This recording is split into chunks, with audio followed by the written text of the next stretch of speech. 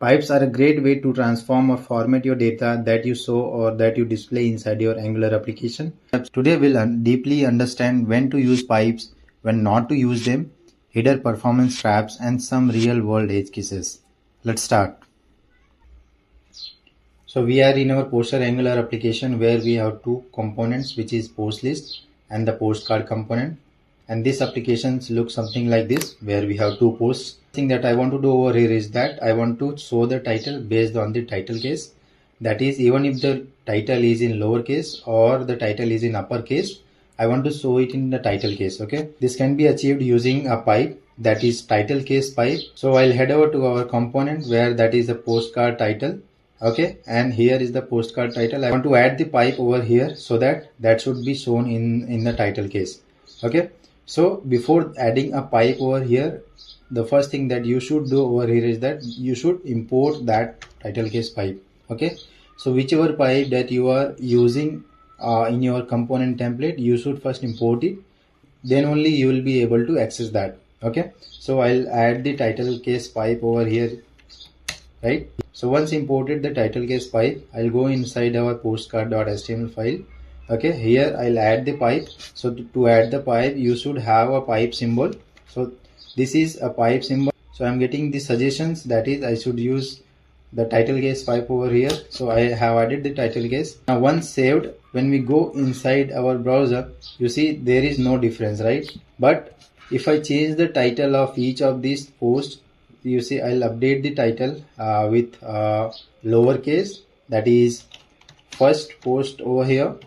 Okay, and I'll update the title of the second post, which is in uppercase. Okay, that is second post.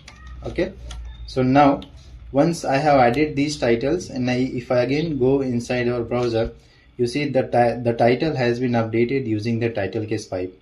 So this is how you can use a pipe in your Angular application. In the earlier versions of Angular, you would import your pipe in an ng module where you have declared your Angular component.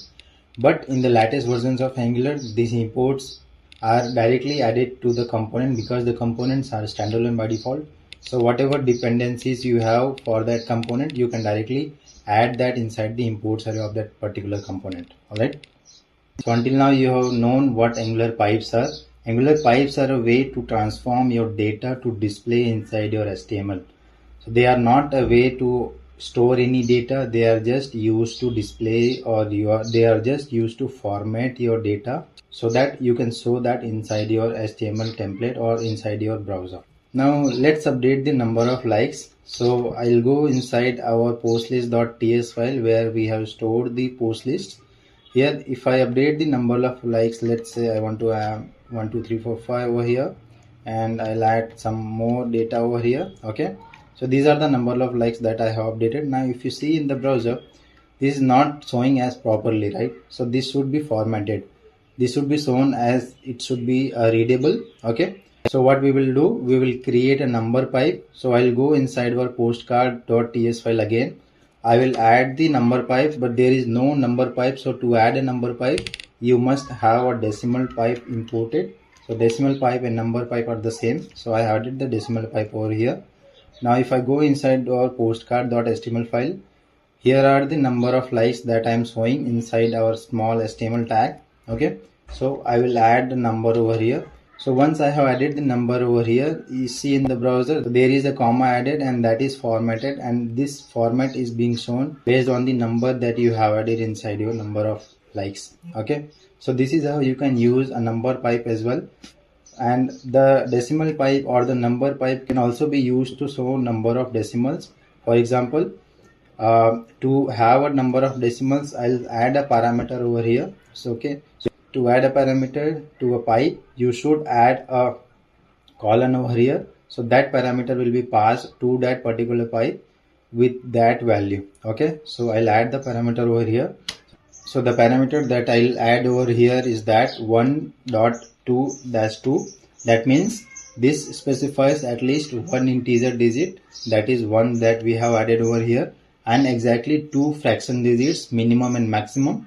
That is the best value is rounded to the nearest value. Okay, now if you go inside our browser, you see there are two decimal places after the decimal. Okay, so this is how you can format a decimal pipe, or you can format a number using a decimal pipe. Okay, now there is an edge case over here.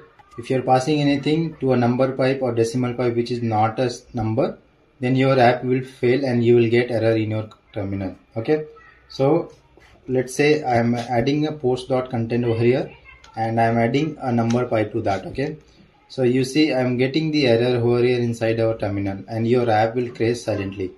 You will not see the output in your browser, and you will get the error inside your terminal. Okay, so you should always pass a number to a number pipe, and the number pipes always expects a number or a string which can be converted to a number. Okay, now there is another built-in pipe that I would like to discuss, the date pipe. Okay, so to have a date inside our post list or poster application, we first have to have a date inside our post. Okay, so I'll update the iPost interface by adding a date to that interface.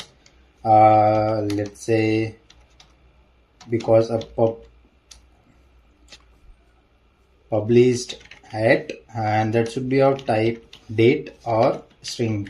Okay, so I added the published at. Let's add the published at property inside our post, which is here. Okay, I will add the published at over here, which will be a new date. Okay, and I'll add a date. That date should be 202602 and 12. Okay, so this is a date, and I'll add the date published at property to the other post, which is new date. Okay, so this will get the default date, which is today's date. Okay, so I will add that. Once added, I will show that date inside our postcard.html file.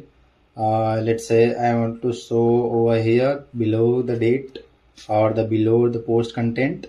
Okay, right here I will add the div tag, and within that I'll just add the published at string like this. Okay, I'll add the property binding for that post, which is post dot published at.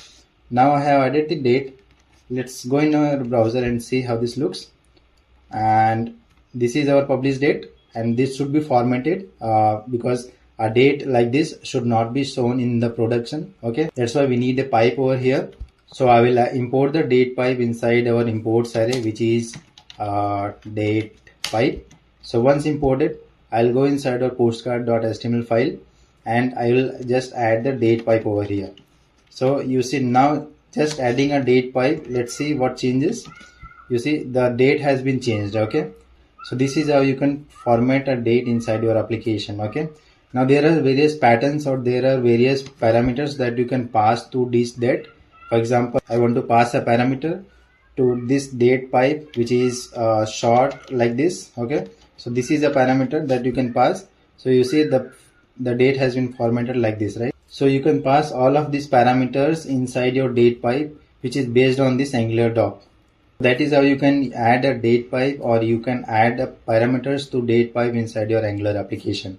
Okay, now there is another pipe which is used for debugging purpose, which is JSON pipe.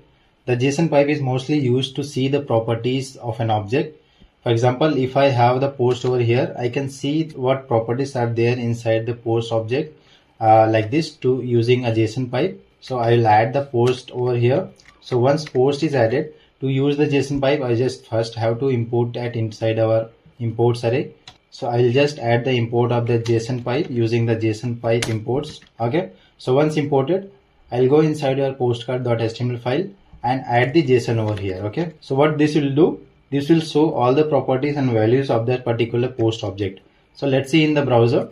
So you see I have all these properties inside our object, which is ID, title, and the content and all that, right? So you see this is only used for debugging purpose. You should not publish this, you should not push this in your production applications. Now there are other built-in pipes that you should definitely try out. That is just like titlecase pipe that we have used. Angular also provides uppercase pipes and lowercase pipes. There are other pipes as well, like currency pipes, percent, key value, async pipes, and the slice pipes. Slice pipe seems unnecessary nowadays in Signals era because It is a template-bound utility that lacks memoization, often re-evaluating during every change detection cycle. This makes it inefficient for large arrays or complex views. Furthermore, its logic is trapped in HTML only, forcing developers to duplicate code if that same data slice is needed in the TypeScript logic. Computed signals solve this by being lazy, evaluated, and memoized. They only recalculate when their dependencies change. This provides a high-performance single source of truth accessible across both UI and the component class, making code more maintainable, testable, and reactive. I'll add the link to the tutorials of these pipes in the description of the video. Pipes are a great way to transform or format your data that you show or that you display inside your Angular application. They format the data without altering the underlying data source, which enhances code readability, reusability, and maintainability. In our next video, we will create our own custom pipes. Like and subscribe to the channel for more such Angular concepts.